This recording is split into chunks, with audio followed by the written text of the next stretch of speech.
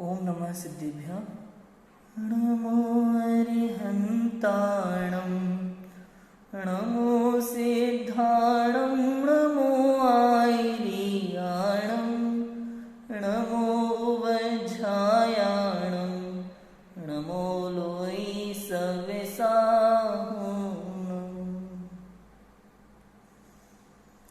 लक्ष्मी निवास निलयं विलीन विलयं निधाय हरिवीरम् आत्मानुशासनमहं वक्ष्ये मोक्षाय भव्यानाम्।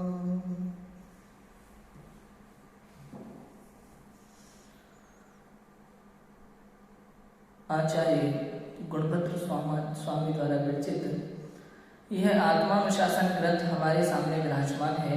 92 नंबर के श्लोक तक हमने देखा था।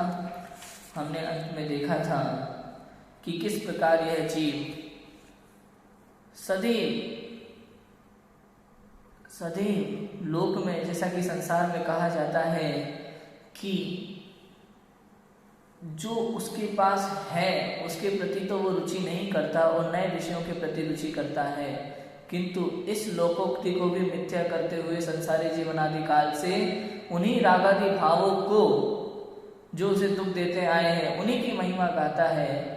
और ऐसे सुख रूप जो सम्यक दर्शनादि वीतराग भाव है, निर्मल परिणति है या निर्मल परिणति का उत्पादक जो द्रव्य है, जिसके आश्रय से निर्मल परिणति उत्पन्न होती है, उसकी इसे महिमा ही नहीं आती। जो आज तक नहीं हुआ है उसकी इसे महिमा आती ही नहीं, लोकोक्ति को भी मिथ्या करता है। इसके बाद देखो 93 नंबर के श्लोक में आज बताते हैं हमें आचार्य स्वामी कि व्यसनी को हिताहित का अभाव। जो व्यसन करता है ना, व्यसन करता है, व्यसन किसे कहते हैं कि बुरी आदतों का नाम व्यसन है। किसे कहते हैं व्यसन? कोई भी आदत, बुरी आदतें, उसे व्यसन कहा जाता है। मुख्य रूप से देखा जाए तो गुटखा खाना, मद्यपान करना, मधुपान करना, वेश्यावृत्ति, ये सब व्यसन है। ऐसे व्यसन हैं जिनमें एक बार जीव जब पड़ जाता है तो वहां से इसको निकालना अत्यंत कठिन हो जाता है, अत्यंत कठिन हो जाता है। कुछ ऐसे कार्य होते हैं संसार में जिनमें जीव एक बार फंस जाता है तो वहां से निकलना मुश्किल हो जाता है। ऐसी ही आदतें होती हैं हमारी। कोई चोर बहुत समय से चोरी कर रहा है, उसे लाभ मिलता है उसमें, तो उसे आदत लग जाती है। जुआरी, शराबी, ये सब व्यसनी कहलाते हैं, भयंकर व्यसनी। देखो, दोषों में आसक्त एवं व्यसनी होकर हित अहित की भावना न करके तूने संसार में जन्म मरणादि अनेक दुख पाए हैं। यह बात आगामी छंद में दृष्टांत सहित समझाते हैं, उदाहरण सहित समझा रहे हैं कि तूने अनादिकाल से संसार के अनंत व्यसनों में पड़ करके महा दुखों को पाया है और आज भी तू उन व्यसनों में ही उलझा हुआ है। उदाहरण देकर समझाते हैं। वसंत तिल का छंद है, पढ़ते हैं। देखो,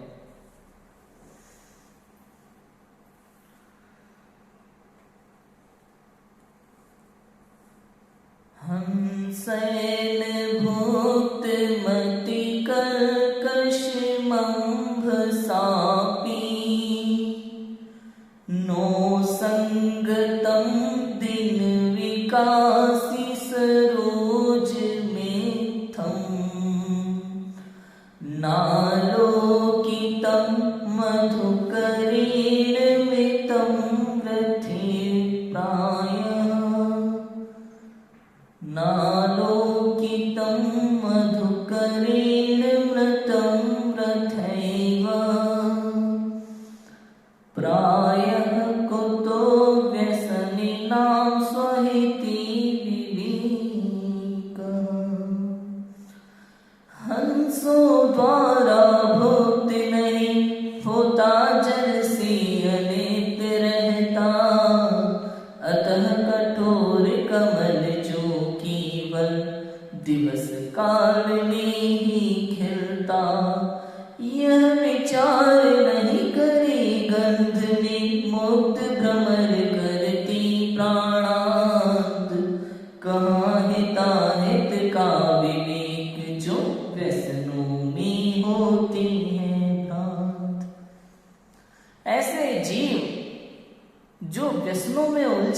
मिलते हैं जो बुरी आदतों में अटक जाते हैं, भटक जाते हैं, जो दोषों में आसक्त हो जाते हैं, वह जीव संसार में सदैव दुख पाते हैं।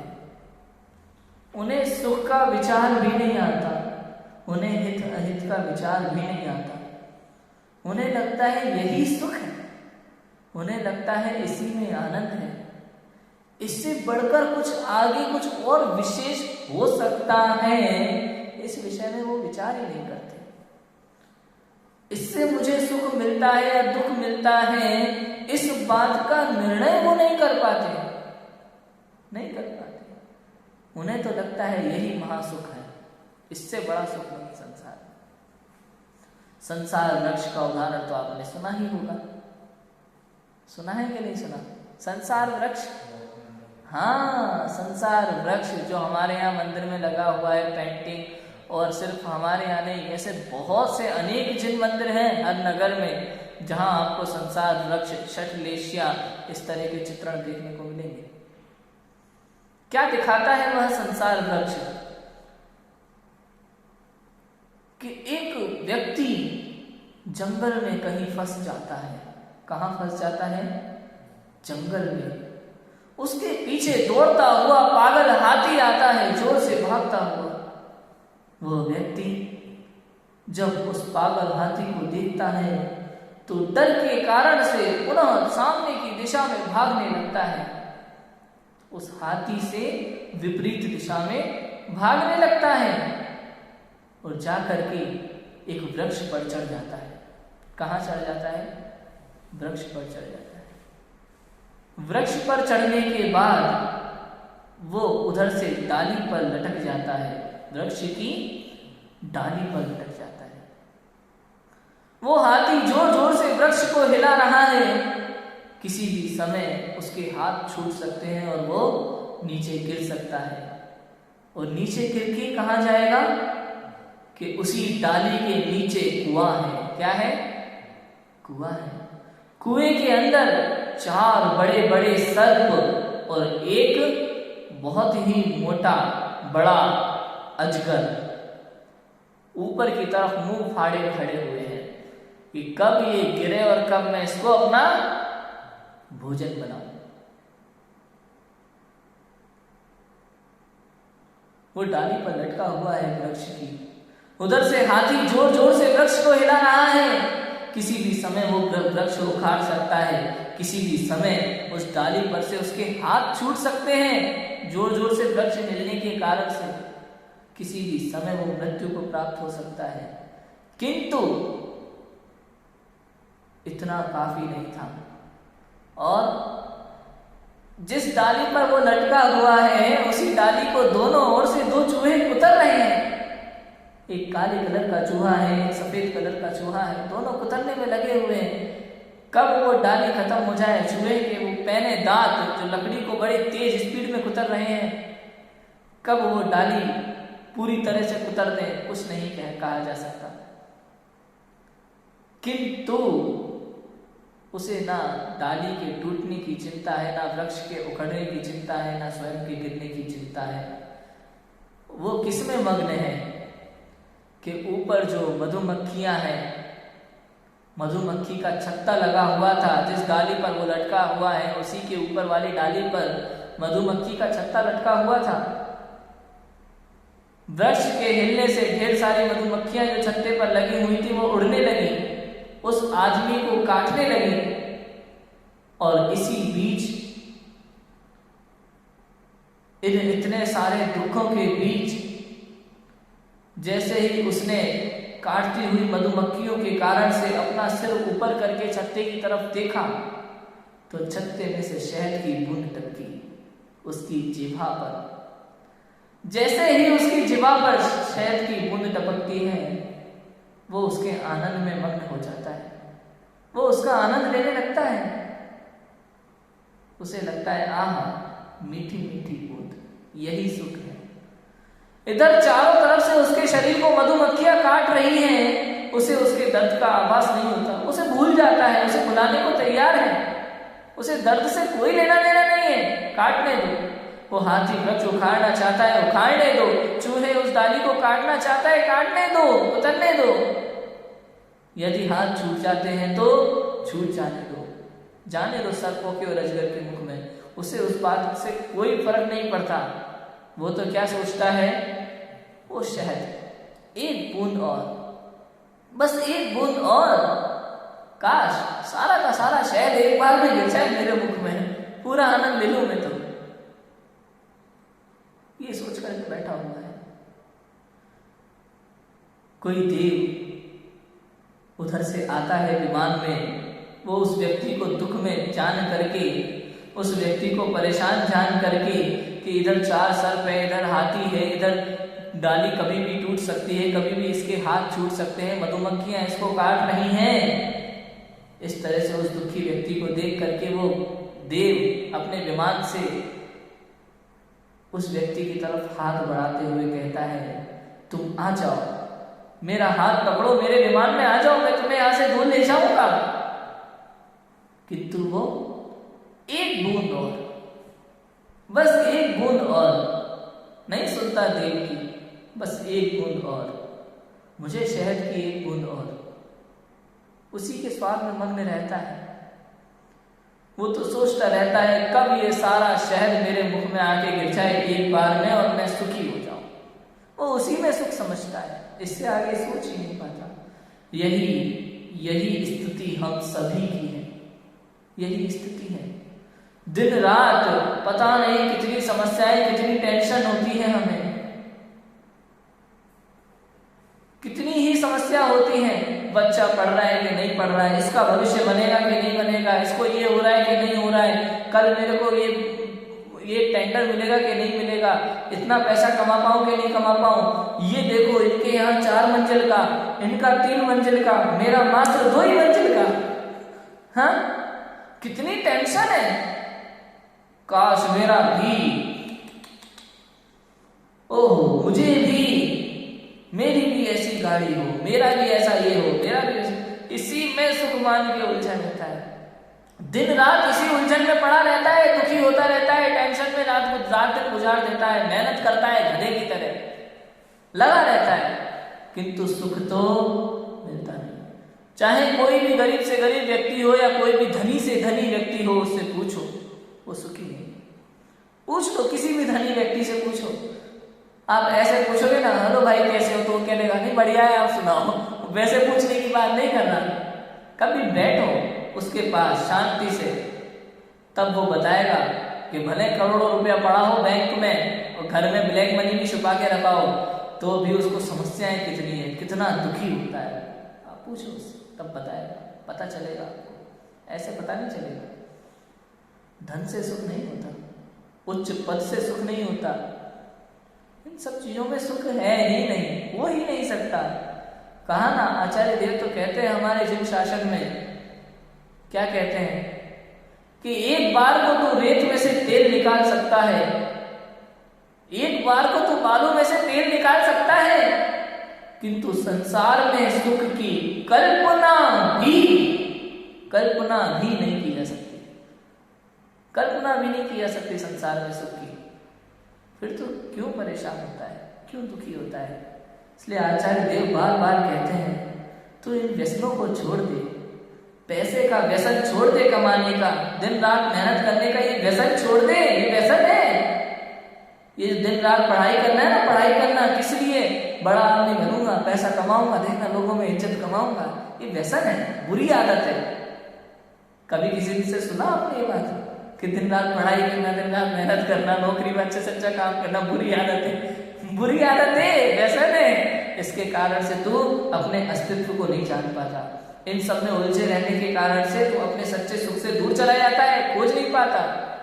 जो समय तू स्वयं के सच्चे सुख को पाने में लगा सकता था, वो समय तूने कहाँ व्यर्थ कर दिया? पढ़ाई में, नौकरी में, पैसा कमाने में। सारा समय व्यर्थ कमा देते हैं या नहीं? इसलिए कहा बुरी आदत है, बुरी आदत है, तू इस व्यसनों को छोड़ दे।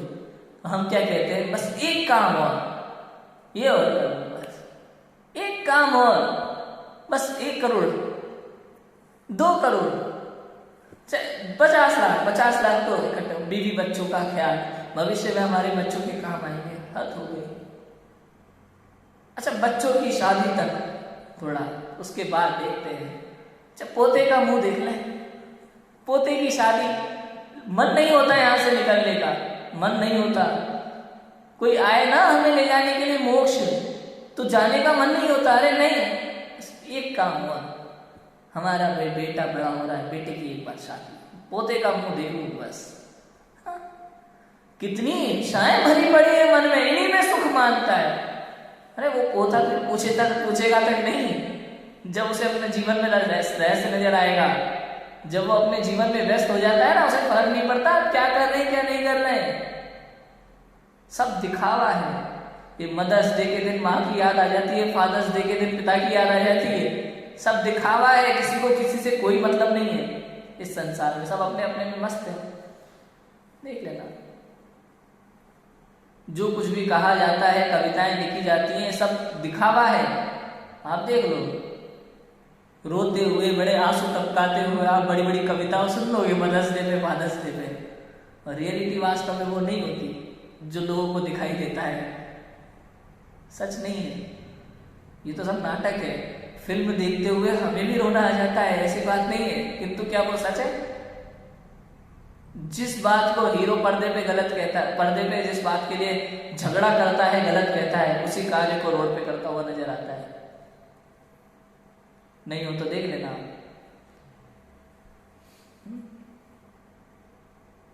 जिन कपड़ों को फिल्मों में हीरोइनें गलत बताती हैं, उन्हीं कपड़ों को पहन करके अवार्ड लेने आती हैं उसी फिल्म के लिए। समझ में आया? ये बातें भेद विज्ञान करना बहुत आवश्यक है। क्या सही है क्या गलत है, सब चीजों को समझना बहुत आवश्यक है हमें। ये सब दुख रूप है, पूरा संसार दुख रूप है, जंजाल है, हमें फंसाने के लिए है। सोचो, ये जितने भी लोग आसपास है ना, जो हमें ऊपर ऊंचाई पे आपको लगता है हम जितना ऊंचा रहेंगे उतना लोग सम्मान करेंगे, सब झूठ है, सब झूठ है। ये सब आपको फंसा रहे हैं और आप फंस रहे हैं, निश्चित रूप से। इसलिए आचार्य कहते हैं, इधर ध्यान दो, अर्थ पढ़ो। देखो, ये कमल का फूल हंसों द्वारा भोग्य नहीं है, अति कठोर है, जल में भी तन्मय नहीं होता, दिन में खिलता है। इस प्रकार कमल के स्वरूप का विचार न करता हुआ घोरा गंध का लोभी होकर व्यर्थ ही मृत्यु को प्राप्त होता है, उसी प्रकार व्यसनी को व्यसन की तीव्रता से अपने हित अहित का विवेक कहां से होगा, अर्थात नहीं होगा। देख लो, कमल का फूल अति कठोर है, जल में तन्मय नहीं होता, दिन में ही खिलता है। वो कमल का फूल पानी में कीचड़ में होता है हालांकि, लेकिन जल की एक बूंद उसे स्पर्श नहीं करती, हमेशा सूखा हुआ रहेगा। पानी में रहते हुए आप उसके ऊपर एक जग पानी डाल दो ऊपर से, तो भी वो गीला नहीं होता, पता है, सूखा ही रहता है। आप उसको स्पर्श करोगे तो सूखा मिलेगा, वो जल में तन्मय नहीं होता, जल में रहते हुए भी, और दिन में ही खिलता है। किंतु भौरा उसके स्वरूप को नहीं जानता, नहीं समझ पाता, उसका विचार नहीं करता, और जब वो खिलता है ना, तो उसकी सुगंधी में मग्न होकर के उसके अंदर बैठ करके उसकी सुगंधी का आनंद लेने लगता है। और जैसे जैसे रात्रि होती है, वो फूल बंद होना शुरू हो जाता है, देख रहा होता है कि ये बंद होने वाला है पूर्णतः, फिर भी उड़ के नहीं जाता, उसी में मग्न रहता है उसकी सुगंधी में, और उसी में प्राण को गवा देता है, उसी के व्यसन में वो प्राण गवा देता है। ऐसे ही संसार के सभी जीव संसार में रहते हुए, संसार के स्वरूप को न समझते हुए, हिताहित का विचार न करते हुए दुनिया भर के व्यसनों में उलझ जाते हैं। कमाना, ये करना, वो करना, पता है कि किसी भी समय ये आयु पूरी होने वाली है, पता है कि कब हमारा यहाँ से टिकट कट जाए, कोई भरोसा नहीं है, किंतु फिर भी क्या करते हैं, उलझे रहते हैं, इन व्यसनों में मग्न रहते हैं। ये संसारी जीवों की दशा है, ऐसी ही दशा है। और एक दिन मृत्यु को प्राप्त हो जाएंगे और संसार सागर में डूब जाएंगे, अत्यंत दुखी, पता नहीं कौन सी गति में कहाँ जन्म लेंगे अपने परिणामों के अनुसार, अपने वर्तमान कृत्यों के अनुसार, कोई पता नहीं है। वर्तमान में विचार नहीं आता कि जो हम कर रहे हैं उसका क्या फल होगा, किंतु बहुत कुछ भुगतना पड़ने वाला है, बहुत कुछ भोगना पड़ेगा। इस बात को हमें विचार करना चाहिए। देखो भावार्थ, यहाँ अन्योक्ति अलंकार द्वारा दृष्टांत से ही दाष्टांत अर्थात सिद्धांत समझाया गया है। जिस प्रकार भौरा गंध के लोभ से कमल में बैठता है, परंतु वह विचार नहीं करता कि हंसों ने इसका सेवन नहीं किया, यह कठोर है, जल से भिन्न ही रहता है, रात्रि में बंद हो जाता है, वह तो अति आसक्त होकर उस कमल में ही मृत्यु को प्राप्त होता है। उसी प्रकार सुख के लोभ से विषयों का सेवन करता हुआ सरागी जीव यह विचार नहीं करता कि महान पुरुषों ने इन विषयों का सेवन नहीं किया, ये विषय कठोर और दुखदायक है। समझ में आया? वो भौरा विचार नहीं करता कि हंस, जो हंस होते हैं ना, हंस जो पक्षियों में विशेष माना जाता है, वो हंस इसका सेवन नहीं करता, इस बात का भी मच्छर को विचार नहीं आता कि इतने महान हंस इसका सेवन नहीं करते, मतलब ये भोगने योग्य चीज नहीं है, ऐसा विचार नहीं आता। ऐसे ही हम मनुष्यों को कि महान त्यागी तपस्वी जीवों ने इसको तुच्छ जान करके त्याग दिया, ऐसा विचार करके भी नहीं छोड़ पाते, ऐसा विचार करके भी नहीं समझ पाते कि ये भोगने योग्य नहीं है। ये विषय कठोर और दुखदायक है। निर्मल आत्म स्वभाव से भिन्न ही रहते हैं और पाप का उदय आने पर बिखर जाते हैं। यह सरागी जीव तो व्यर्थ ही पाप का बंद करके नरकादि का पात्र होता है। महान जीव कैसे होते हैं कि महान जीव विषयों का सेवन नहीं करते, इन संसार विषयों के बीच रहते हुए भी उनसे भिन्न रहते हैं और आत्म स्वभाव में ही स्थिर रहते हैं। जिस प्रकार से कमल को जल की बूंद छूती भी नहीं है, स्पर्श नहीं करती, उसी प्रकार से वे निज आत्मा में मग्न रहते हैं और ये विषय, ये कर्म, ये कुछ भी उनको स्पर्श तक नहीं करता। नहीं? अरिहंत परमात्मा इस संसार में रहते हुए भी कर्मों से भिन्न रहते हैं, उनके कर्म बंद नहीं होता। पता है, आश्रम तो होता है, कर्म आते हैं और आकर के चले जाते हैं, बंद नहीं होता। क्यों नहीं होता? क्योंकि वो बंद होने ही नहीं देते। पता है चोर घर में कब आते हैं? तब आते हैं घर में कोई ना हो, ताला लगा हो, समझ में आया? किंतु अगर घर में होंगे तो चोर आएंगे नहीं आएंगे। ऐसे ही हम लोग अपने निज घर में रहते नहीं है तो कर्म रूपी चोर आकर के बसेरा कर लेते हैं। अनंत परमात्मा तो परमानेंट निज घर में ही रहते हैं, तो कर्म रूपी चोर कैसे घुस सकते हैं? नहीं आते। समझ में आई बात? क्लियर है बिल्कुल। यह सरागी जीव तो व्यर्थ ही पाप का बंद करके नरकादि का पात्र होता है, क्योंकि व्यसनी जीवों को अपने हित का विचार नहीं हो सकता। विषयासक्ति के कारण पहले तो कुछ भाषित नहीं होता, लेकिन उसके फल में स्वयं ही दुख भोगता है, स्वयं ही दुख भोगता है उसके फल में। पहले कुछ भाषित नहीं होता, कभी नहीं होता। आज देखो, आज किसी भी बड़े बनते हुए, अब दिन रात मेहनत करते हुए उस व्यक्ति से आप कहोगे भैया इसकी आवश्यकता ही नहीं है, तो कह रहे तुम तो जलते हो, हमारी तरक्की से जलते हो हमारी ऐसी बातें करेगा मूर्ख में ऐसी। लेकिन आप सोच लो, वर्तमान में उसे भाषित नहीं हो रहा अपने कर्मों का, लेकिन जब भविष्य में फल भोगना पड़ेगा ना, तब पता चलेगा कि वो तरक्की नहीं कर रहा था, अपनी अधोगति की ओर बढ़ रहा था, अधोगति की ओर बढ़ रहा था। समझना इस बात को। स्वयं ने किए हुए कर्म स्वयं को ही भोगना पड़ता है। देखो आगे, बुद्धिमानों का प्रमादी होना शोचनीय। अच्छी बात आएगी बहुत। सम्यक ज्ञान का अभाव होने से यह जीव अपने दोषों को नहीं देखता, अतः संसार में भ्रमण करते हुए इस जीव को सम्यक ज्ञान प्राप्त होना अति दुर्लभ है। ये बात आगामी क्षण में कहते हैं, कल हम इस विषय पर चर्चा करेंगे। अभी की बात को विराम देते हैं। ओम नमः सिद्धि।